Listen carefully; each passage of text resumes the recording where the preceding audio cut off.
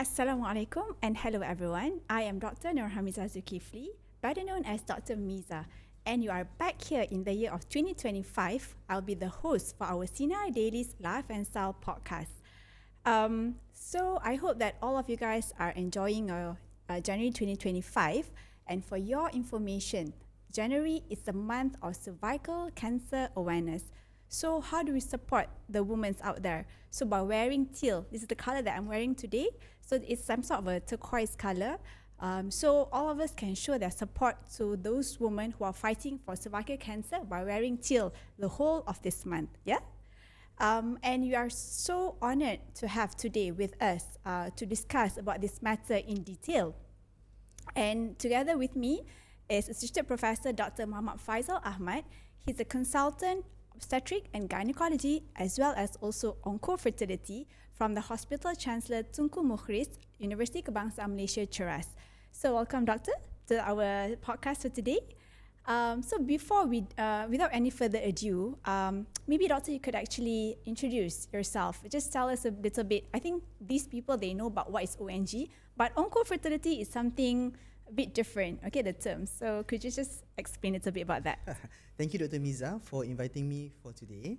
So basically, as Dr. Miza had said, that I'm Prof. Faisal from Hospital Chancellor Tunku Mukhris. So the word onco-fertility means that I cater for oncology patients who still not able to conceive or not completed family, but unfortunately, they were diagnosed with cancer.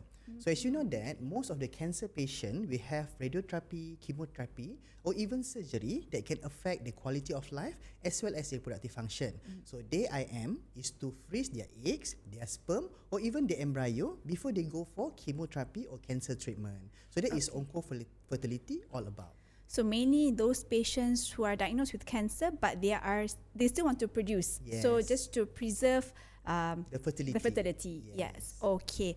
So before we dive into the details of cervical cancer, I'm pretty sure that everybody wants to know, when you talk about cancer, any diseases, we want to know about the statistics. The numbers is very, very important to all the viewers out there.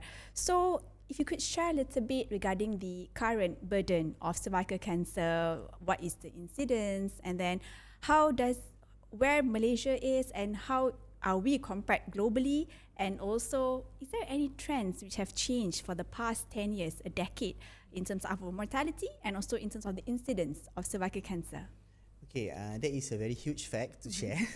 So basically, to make it more interesting and understandable, so basically cervical cancer worldwide is considered as the most important woman cancer because it has the screening, the only cancer in women that has a screening tool that we can prevent it. Globally, we can see that cervical cancer worldwide is at least at numbers 5 or within 10 stages of cancer worldwide, because most of the country we can differentiate the incidence of cervical cancer depending on how effective the prevention and the screening are. For example, if you compare our country in US or UK or Australia, they have a national screening very effective program, so therefore the cervical cancer is lower in the line. However, in Asian country, whereby our women are more taboo to come forward for the screening, especially, when we need to screen down there, so they are very afraid or very ashamed. So that's why our cervical cancer incidence is higher as compared globally. So basically in Malaysia, if we compare 5 years ago, our cancer is actually, cervical cancer is number 3 in overall. However, recently it's top up to number 2. So why is that so? So this is what we will discuss today, and Dr. Miza will walk me through in order for me to share all the interesting fact about cervical cancer. Okay. Can you just share a little bit in terms of the incidence? One in how many women are exposed? Usually, if you talk about cervical cancer, it's the only cancer that inherited during sexual intercourse, or I can say like this, it's actually the cancer that caused by our social activity. So most of the patient, if we can actually calculate statistically, at least 3 in 10 women would have the risk of cervical cancer. But mostly, if you can see the incidence in Malaysia in last 5 years is about 15 to 20%, and most of them is depending in what stage they are detected. Usually stage 1, 2 or 3 and 4, mainly the diagnosis will be in the stage 1, at least 25 to 28%, and the advanced will be 17 to 18% as overall. Okay, so meaning that in Malaysia, we get more of the early rather than the advanced stages. Yes. All right. Okay. So I think some of us would like to know what is actually cervical cancer. Maybe they kind of like can get confused because the layman term that we always use is cancer pangkar rahim. So where is actually this pangkar rahim is? Okay, so basically, to be more interesting, women have 4 major cancer. Breast, which is a very excellent in breast, and then we have all the woman part. So we have ovary, which is the egg produce factory, and then we have the womb, which is the uterus. Usually this is cancer rahim, and then we have the end of the womb, which is what we call cervix. This is cancer pangkar rahim. So what we're talking about now is at the pangkar rahim, whereby at the womb tail, which called pangkar rahim lah. So this is where is the cancer, cervical cancer is. Right. Okay. Okay. So now we're going to talk more about the technical. So of course, after knowing the incidence and also where is actually the cancer is arising from, is there any that you could share with us in terms of the risk factors, like you have mentioned just now in those people who are more sexually active? Is there any other risk factors? Is it genetically related? I mean, is it related to socioeconomics, demographic, region-wise? You know, in Malaysia, I mean, is it more common in certain states? So could you actually share a little bit on that? So basically, when we talk about cervical cancer, the etiology or the causes is usually HPV infection. But when we talk about the risk factor, usually we need to interrelated it with our immune system. That's why the first and foremost, the risk factor that have been highlighted in all the evidence-based journal usually is women who smoking. So when they smoke, they tend to have a lower immunity, especially at the protection layer of basilis at the cervical area. That's why they higher tendency to get cervical cancer. The second immunocompromised patient will be patient with diabetics, autoimmune diseases that can have a very low protection of their immunity due to the drug they take like prednisolone or long-term steroid, as well as the patient who diagnosed with RVD positive, also higher risk because the immune system is already gone due to the virus infection. So this is the risk factor that we can say. And if you want to jump into the social activity, the risk factor, the one is if you have multiple sexual partner. As you can say, nowadays we have a lot of friends that with benefits. So that's why if you have friends with benefit, you need to know that you by having sexual intercourse unprotected with multiple sexual partner can also give exposure to higher risk of cervical cancer. And then the second thing is when you have sexual intercourse, you didn't use what we call is actually double Dutch, which is double protection, whereby you can use your after morning pill because they always think about pregnancy, but they didn't think about the infection. So you need to use a condom as a protection on top of your after morning pills. So this is also the risk factor that I will highlight that can contribute to the higher chance or incidence of cervical cancer. Okay, is there any common age that you see, like certain cancer that we see more, like for example, if you take in terms of men, the prostate cancer is usually elderly, testicle cancer is younger. But how about cervical cancer? Is it more, or it can be any? The spectrum is quite broad. Okay. So thank you, Dr. Miza, because I need to highlight this to the audience. Because if you talk about cancer, most of them think that, I'm still young to get a cancer. So we mentioned before that cervical cancer is due to the social activity. The early exposure of sexual intercourse can actually predispose you to have an earlier cancer arising. So for example, if we have HPV infection, high-risk HPV infection, it takes about 7 to 10 years for the infection to develop more clearly and transform into cancer. So in cervical cancer, it's not surprisingly that we can see that most of the cancer age group is reproductive age group. That's why the oncofertility come in, because during the reproductive age group, at least 28 to 45 years old, this is when the cervical cancer is being detected. So once they detect the cervical cancer, they will keep thinking they are still not completed family. Some of them still not married. Some of them still pursue with study and they're not thinking to have a children yet, but yet they need to go for the primary cancer treatment. That's why, if you ask me, Is it a broad spectrum of the age? No, it's more on the reproductive age group, at least 25 to 45 years old. Okay, all right. It's not a cancer of elderly, so Okay. you need to know that. Okay. So yeah, remember, it's not, it's because we always have the taboo, I would say, like what Prof. Faisal said, oh, you are young, so you won't get cancer at a younger age. But nowadays, I see the whole shift of paradigm. I mean, Even not the breast just, cancer also the same, yes, right? not just cervical. I think the whole cancer has also shift. Okay. So when we talk, we have already mentioned regarding the age group, the risk factors.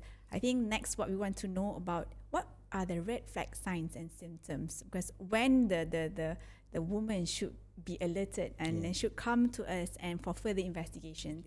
So for the audience out there, sometimes they always think that the cancer sign is actually a normal symptom that they have. Because to be honest, if you have any growth or cancer related issues, it's always been painless. That's why they come late, or they always love to try other product first from the TikTok or social platform. They think that is can help in elevate the condition. So the most important thing that we need to highlight is intermenstrual bleeding. For example, when you have period and you're waiting for a next cycle of period, in between that you have a lot of spotting. You know, you tend to have like bleeding before the occurrence of your next cycle. So intermenstrual bleed is one of the red flag. The second red flag will be when they already have a growth on top of the cervix. When you have a sexual intercourse, they always post-coital bleed. So for example, when you have sexual intercourse and you can see that your partner complains, why there's a blood? Okay. So that is another red flag, because the cervix who already infected by the cancer is very, very fragile, and it can cause bleeding even with a blunt trauma. Okay. The third one, when it's more advanced, as usual, you can become more cachexic. You have a lot of prolonged bleeding, and sometimes you have a difficult of urination because the cancer already invade your bladder.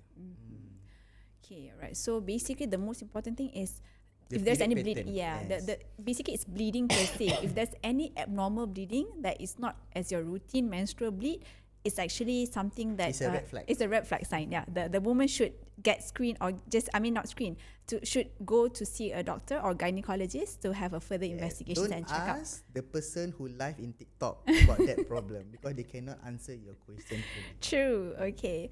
So so how do we diagnose this cancer? Meaning that people know about pap smear. So do we have to? Some of them maybe they're worried because they have to be examined down there. Number one. Number two, the pain. Number three is that some people say you have to scrape something down there to send for a sample. So that kind of having that kind of imagination is already quite scary for the patient. So how would you actually diagnose this patient? Okay, for cervical cancer per se, usually we detected this early stage using a pap smear. Previously, we used some sort of like wooden stool. That one is what we call scraping. But nowadays, we have a very good brush plastic that is very painless, that can be done what we call it in split second. And then sometime you can see in our social media or even in the journal, they have like self-done pap smear. It's more painless and they can do by themselves. Okay, no need to use the what we call speculum or dark mouth, whatever they call it. Okay, so how we diagnose is, one, we need to do a cervical smear because we want to take a cell from the cervical area to determine whether the cervical is healthy or not. Once we detected either there is a abnormal cell, then you need to go to colposcopy. What is colposcopy?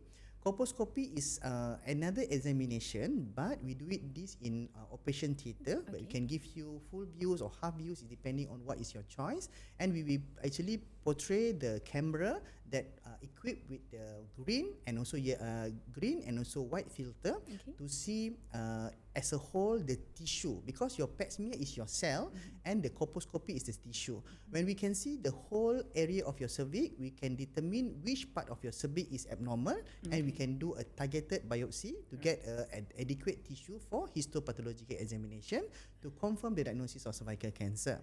Once you confirm the diagnosis, then we need to stage. Then the imaging like MRI or CT scan to see how deep the spread or how far the spread had been going for the cancer to determine what stage are you in.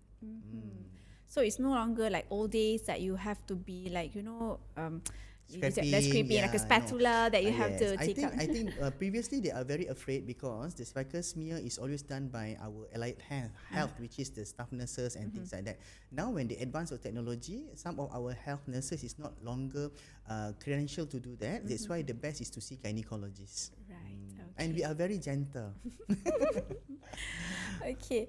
So once we have diagnosed, then like you said, of course, the after doing all this, their own pap smear and then the colposcopy and then CT scan for staging, then once a person, a woman has been diagnosed with cancer, of course, what would be the choice of treatment that they have?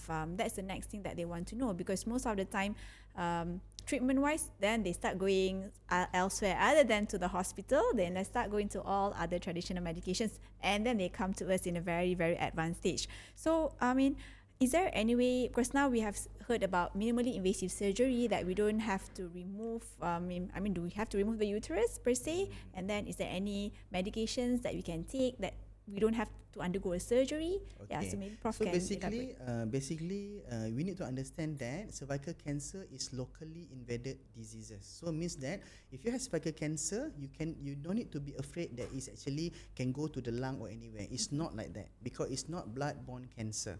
But it will spread locally, means that above is your bladder, below is your rectum. So as long as we can actually control the spreading, then the cancer can be intentionally to be cured. So that's why, unfortunately, we don't have other modality. Although our advancements of cancer treatment is already been proved worldwide, Malaysia has the best excellent cancer survival for cervical cancer, especially if detected in early stage. But you need to go for a surgery. So the surgery is depend on the stage. If like in the first stage 1, at least 1B1, we can actually go for trachelectomy if you still want to keep your uterus. What is trachelectomy? Means that we try to remove as much as the diseased part of your cervix without removing of your uterus. So that's why patients still have, as oncofertility, chance to pregnant. So that's why if a patient is stage 1, I will discuss with my gynaecologist whether the patient can be undergone a surgery to salvage the uterus by using trachelectomy. However, after the trachelectomy, patients still need to go for radiotherapy because cervical cancer, you cannot run away with radiotherapy because radiotherapy is very important to prevent the local spread, to kill all the tissue at the area of the cervical area so that you can actually aim for curative. Concurrent chemo is actually advised if we think that there is a special HPE type, because chemotherapy have been escalated to help in terms of what we call this life preservation. So if you put chemotherapy in certain type of subtype of cervical cancer, you can actually prolong the life expectancy of the cervical. So you cannot run away from surgery, radiotherapy, and also concurrent chemotherapy if needed. But to be honest, most of my patients who go through this process have a tremendous better quality of life as compared to some of my patients who opted not to do so. Okay. Normally, how long would it take, for example, from the time, because they would like to know, for example, especially those in the reproductive age or those are in the younger age that they have work, how long would they be away from work? So is it the whole process will be taking about a year or so? It's like we're taking about other treatment. Okay, so basically for the patient, for unfortunate women who diagnosed with cancer, I know most of them are what we call this working mother or working woman. So basically we have this allocation 3 to 6 months for them to undergo the treatment and also to become a good cancer survivor. Sometimes the process of the chemotherapy and radiotherapy may be about 2 to 3 months, but process of recovery of the emotional is maybe up to 6 months. That's why psychological, emotional, as well as the adjustment disorder is also part of the cancer treatment.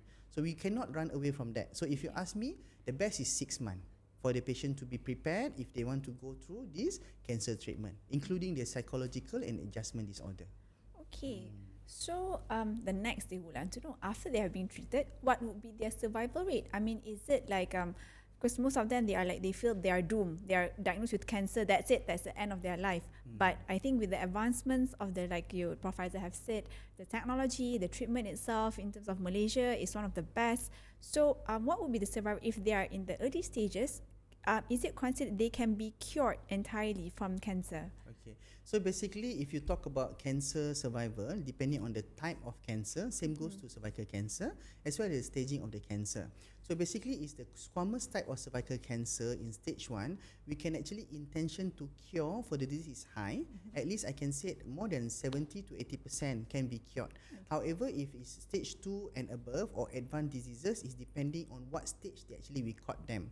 So, but our surviving rate for cervical cancer is still higher, at least 30 to 40% in advanced stage, or even 50 to 60% in stage 2 to stage 3 lah.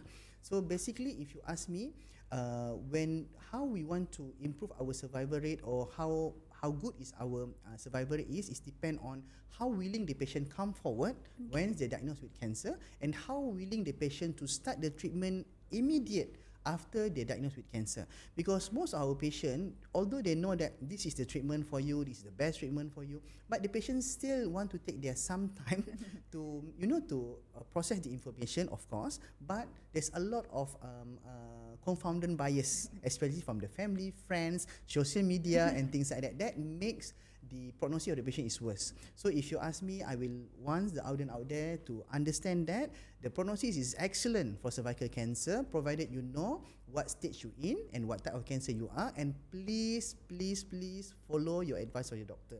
And don't forget, if you think that you still want to have a family, onco-fertility is always there to help you.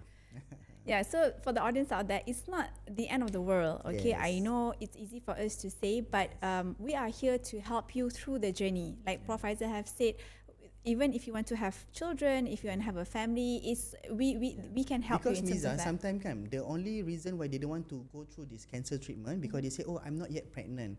Pity my husband, that kind of thing. They didn't think about themselves. They think about the husband, their family. So that's why we incorporate the oncofert in this kind of treatment, because we don't want them to delay just because of this. Yes. Yeah, because that's why I want to tell them that there is no million reason for you to not to continue your cancer treatment, because you no need to worry about the prognosis is excellent. No need to worry about your reproductive effect, which this is excellent, as well as you need to concentrate more on the proper optimum cancer treatment. Okay, so I think in all cancers that we have talked about this, the last 2 sessions that we had, like in terms of any breast, prostate or testicular, the family support has to be there, not just the family, the social, the community, how we have seen, we cannot have that negative stigma. Circle of friends. Yeah, the circle of friends. You are what you are based on your friends. The circle, the community that you are coming from. So basically, what you're trying to say is that the survival rates is mainly depends on the type of the cancer itself and also the stage itself. So in the early stage, you can actually achieve up to 70 to curative. Okay, that's a good thing for us to hear, isn't it? Right. And another thing is cervical cancer. Is it related to genetics? Certain things like breast cancer, we know we have BRCA mutation genes. Is cervical cancer, because some people say, oh, I've got this because my mom got this, because this is in my gene, so what to do? I don't have any options. Is it really that, or is it just a misconception? Okay. So for the audience out there, if you talk about the cancer that can related to your family, it's likely the hormone-related cancer, because in Lynch 2 syndrome, they already produce that you can have so-called colon cancer, ovarian cancer, breast cancer, which is interrelated. But in cervical cancer, it's the other way around. If you are a good cervical cancer is always related to your social activity. As I mentioned to you, this is always because of the early exposure of sexual intercourse. Don't get me wrong, sexual exposure is okay, but when you have a good sexual exposure, earlier sexual exposure, make sure that you know when to do the pap smear, because you need to know that when you already have exposed to HPV infection, rather low grade or high risk, you need to know that you can actually monitor that by doing a pap smear. So if you ask me, is genetic related? No, it's not genetical related. So I think what Prof is trying to say, it is related to good behavior. Yes, good behavior. Good behavior. All right. Okay. So Prof has been mentioning a lot about HPV. So what is actually this HPV? We have seen the national guidelines. Not guidelines. We have this HPV vaccination. But how does HPV relates to the cervical cancer? How is that interrelated? So basically, when we talk about cervical cancer causes, usually we can read in the journal everything is actually due to the human papillomavirus infection. So actually the human papillomavirus infection will attack your basilis layer at the ectocervix, especially during sexual intercourse. So during sexual intercourse, you will have some blunt trauma that can cause scratch of your cells, and this HPV infection can go in. So we have two types of HPV DNA infection, is low risk and high risk. So if the high risk type is the one who can actually progress into cancer, it's not that today you infected, tomorrow you get cancer. No, actually the chronic infection of the single or double subtype will last longer up to 5, 7 to 10 years that can produce cancer. That's why if you do a pap smear, we can detect the pre-cancer lesion that actually caused by this HPV high risk. For example, cervical intraneoplasia type 1, 2 or 3, then we can actually scrape it off before it progress a cancer. So that is the cause of cervical cancer. Okay. So how is the vaccination? Because is The it true? prevention, you mean? How is it true that cervical cancer is one of the cancer that you have a vaccine? Most of the cancer that you don't have a vaccine to prevent it from happening. So I mean, is it true that cervical cancer, by giving HPV vaccination, you can be properly? I mean, you can prevent it 100%. Yes, you need to believe in vaccine as what we believe when we COVID-19. We can see how fallen our healthcare when there is a increase in virus infection, and the vaccine is the answer. So same goes to HPV vaccine, whereby it actually can cater to combat this infection. And usually this HPV vaccine is given to the patient who is naive. Naive means that didn't expose from the sexual intercourse yet, so that it can actually have at least 80 to 90% protection. So if you ask me, can we prevent cervical cancer with this vaccination? The answer is yes. Okay, yes, almost 90% if you are still sexually naive.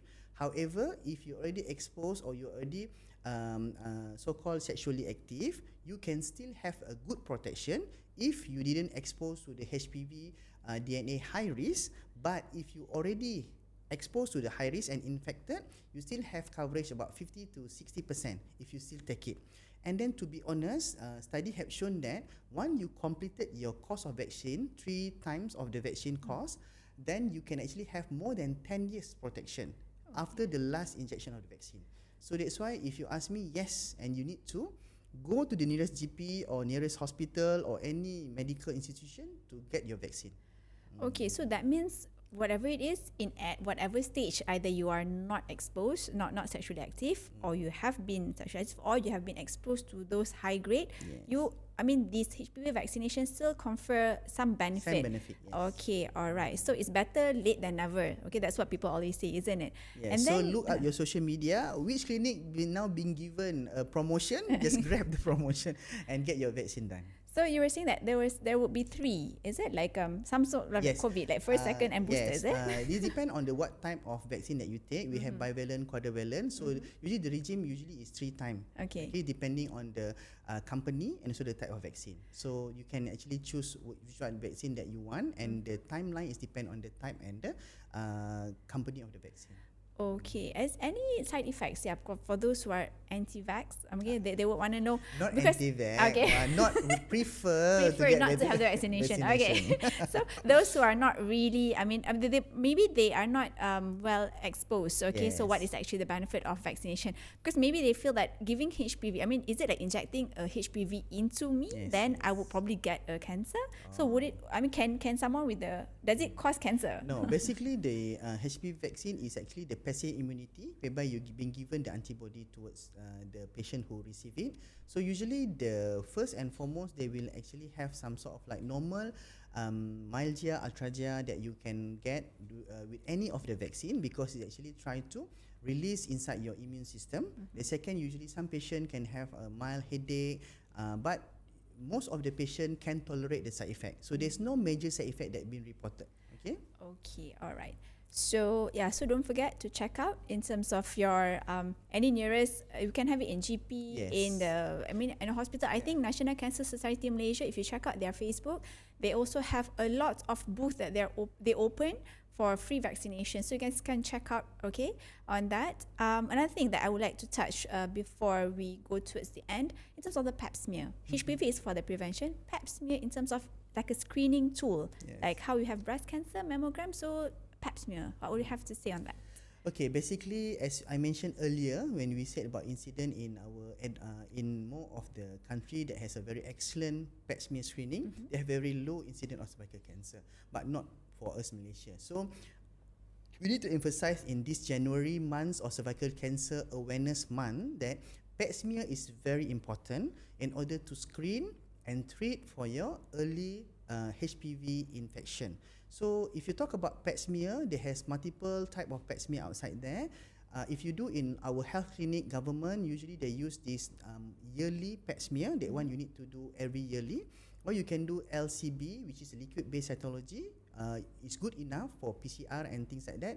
It's 3 yearly. Okay. Or if you added the HPV DNA testing, you can do 5 yearly. Right. So pap smear is very important investigation of screening that you can actually schedule when you should get your cervical screening done. So if you ask me, the best you should do is actually HPV targeted DNA, whereby when you do once, you can just repeat it after 5 years. Okay, so this is the schedule that I usually recommend to my patient, because I know it's very hassle for you to go and get an appointment with a gynae and then need to check down there and things like that, because some women are really afraid, although they know that they must do this, but sometimes they don't want to they was really scared of the result. What if is positive? What if? That's why when we do a pap smear, it's like epidemiology strategy. You need to have the result, then what is the next step? So we have all the flow written down in all the local health clinic, and we know what to do if you have a positive result. So audience out there, if you are sexually active, please get your pap smear done, because your pap smear should be done as early as 25 years old up to 65 years old. So kalau our parents is 50 years old, Mom, have you done your pap smear? You know, because it's not actually run away from the cervical cancer risk. So up to 65 years old, and you can stop your pap smear at 65 years old if you have 3 consecutive normal pap smear. So people will ask me when to start. At least 25 years and above. When to stop? I keep screening. I'm 80 years old, keep screening for pap smear.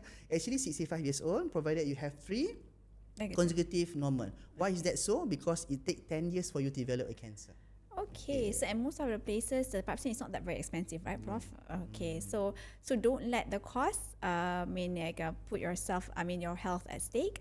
In health clinic, is free. Oh yeah, so in health clinic is free. So please get yourself you can make a family event. Your mom and the daughter and yourself. Okay, we do one whole the whole Journey family together. one journey together, screening together. Yeah. So before we end this, Prof, is there any common misconception about cervical cancer that you would like to share with the audience out there? Okay, there's a lot of question and a lot of argument whether a single lady who is not sexually active should go to screen or not, or they are at risk of cervical cancer or not. The answer is no. You guys are not exposed to HBDNA infection. That's why no need to go for screen, and you are safe from cervical cancer.